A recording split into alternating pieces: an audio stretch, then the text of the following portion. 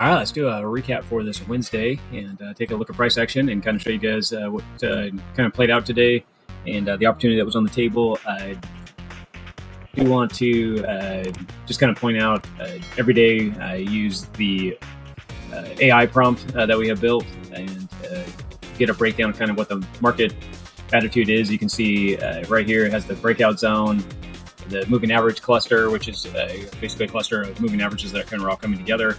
And then we have a breakdown area and then a bigger breakdown area. And these are all key levels of support that were put on my chart here in the morning. As the market, usually about 8 o'clock, I'll do this. Then you can see the bigger time frame on the daily that I like to have on here. And I do like to look at this in the morning and kind of see where major support is. You can see right here, there's some major or minor resistance here at this level of 103, 300. And if I go ahead and put the today's breakdown, it also is overlapping in that same area. So you can see the daily charting is calling out the same thing as this cluster mark that I put on here, where all the moving averages were kind of colliding in the 4 hour, 1 hour, those areas. And then I do like to also look at the weekly and kind of see if there's any major rejections or any major areas that we can look at.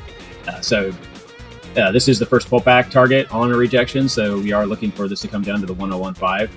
So if I was looking at taking a trade, I'd be looking for it to kind of come down and consolidate right here. So if we kind of zoom out and into the bigger picture, you can see we already have come down and consolidated there. That was the Monday that we broke down, and you can see we're trying to come back up, but we can't quite get back up above the resistance. And we're starting to kind of show more of a sideways behavior with a little bit of a breakout or breakdown. So let's kind of see how we play out here. See if we can continue that sideways price action, or if we start having some major pullbacks here, or potentially starting to push for sideways to a breakout. So I'm going to go ahead and put our stuff back on here. For today, these are the key areas I was looking forward to see what was going on and what was going to break. So if you were going to trade the breakout on the 15-minute, it happened right here. Here's your 30-minute candle right up here. In the morning, you can see we started to break down pretty quick. Lost to 21, came back, and here was that back test. I wouldn't really call it a back test, I guess, really. It was just more of a solid breakdown. It did come down, and then this is kind of your back test right here. If you were looking at trading the 15-minute, you could have used that as a trade, the original 30-minute, and then traded this out. You could have done that, and then I would have looked at obviously taking profit somewhere around this target, just because that is a strong zone. Now you can see that it came down and just wicked and came back up, so you can use your 5-minute again for support. The one thing is you would have been getting out back up in here if you were using that strategy. There's where you would have got out. Of course, every time you break down and start to move, so if you got in right here on the 15-minute that I was just talking about, it starts to break down, go ahead and pull your original stop down into your profit, at least to where you break even if something comes back up against you. Once you start seeing it come back up like this, though, is go ahead and take your profit.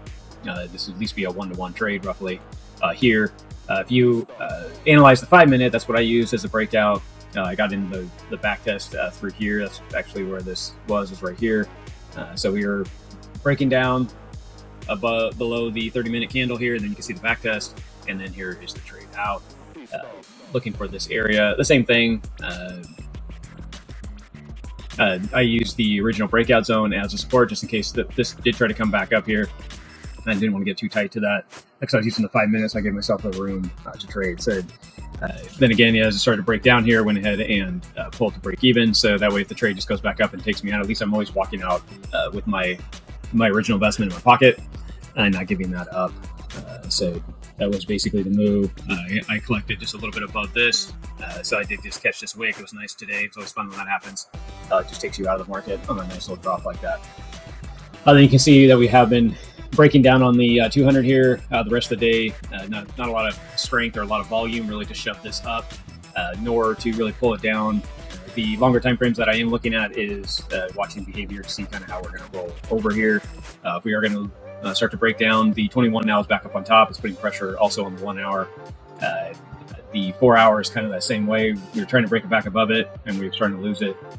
Right now, you do have a MACD that's getting ready to. It's showing softness here. It's showing signs of more bearishness. The other thing is, I pointed this out before, but you do have a higher high and a higher low through here, which is the opposite right through here on price action. So here is that same behavior here. So it's going down, going up.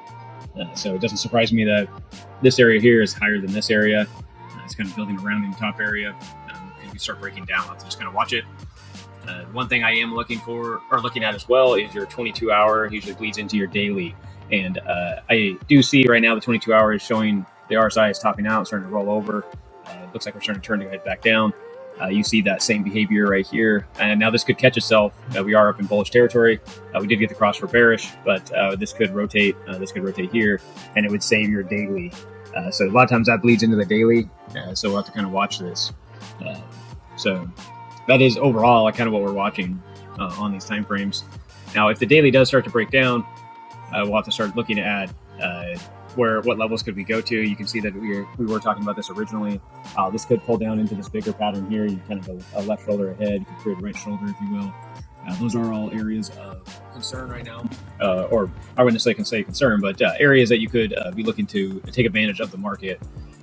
And that's what I'm looking for, possibly a bigger short through here and letting us take advantage of that market. And this is like going back and looking at putting on your bigger time frames. This has been the weekly area. Now we're watching, when you look at a bigger picture, you can see that there is a lot more room for it to kind of move around in here. We'll just kind of watch it and see. That is about it for the day. Kind of quiet day.